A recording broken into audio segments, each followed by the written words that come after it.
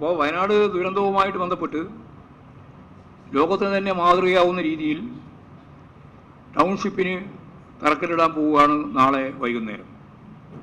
അതൊരു വലിയ നാഴികക്കല്ലായിരിക്കും. ഇന്ത്യയുടെ ചരിത്രത്തിലെ ഏറ്റവും വേഗം ടൗൺഷിപ്പ് രൂപപ്പെടുത്താൻ കഴിയുന്ന രീതിയിൽ ദ്രുതഗതിയിൽ തന്നെ ആ പുനരധിവാസ പ്രവർത്തനം നടത്താനും, ഞാൻ നേരത്തെ പറഞ്ഞ പോലെ ലോക മാതൃകക്ക് വയനാട് ദുരന്തവുമായിട്ട് ബന്ധപ്പെട്ട പുനരധിവാസം എന്നത് പറയാൻ കഴിയുന്ന രീതിയിൽ കാര്യങ്ങൾ കൈകാര്യം ചെയ്യപ്പെടുമെന്ന് തന്നെയാണ് മുഖ്യമന്ത്രി ചൂണ്ടിക്കാണിച്ചിട്ടുള്ളത്.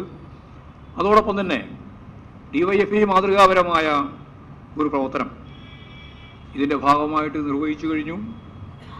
എല്ലാവരും ഞങ്ങളിങ്ങനെ സഹായിക്കുമെന്ന് പറയുന്നുണ്ട്.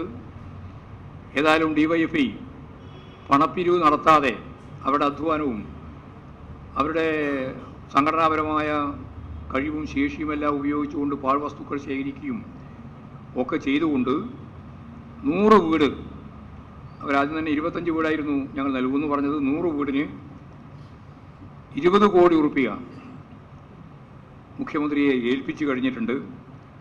തീർച്ചയായിട്ടും മാതൃകാപരമായി നടത്തിയ ഈ പ്രവർത്തനത്തെ കേരളത്തിലുള്ളവർ മാത്രമല്ല എല്ലാവരുടെയും മുക്തകണ്ഠ പ്രശംസ അവരർഹിക്കുന്നു എന്നുള്ളതാണ് അത് സംബന്ധിച്ച് പറയാനുള്ളത്.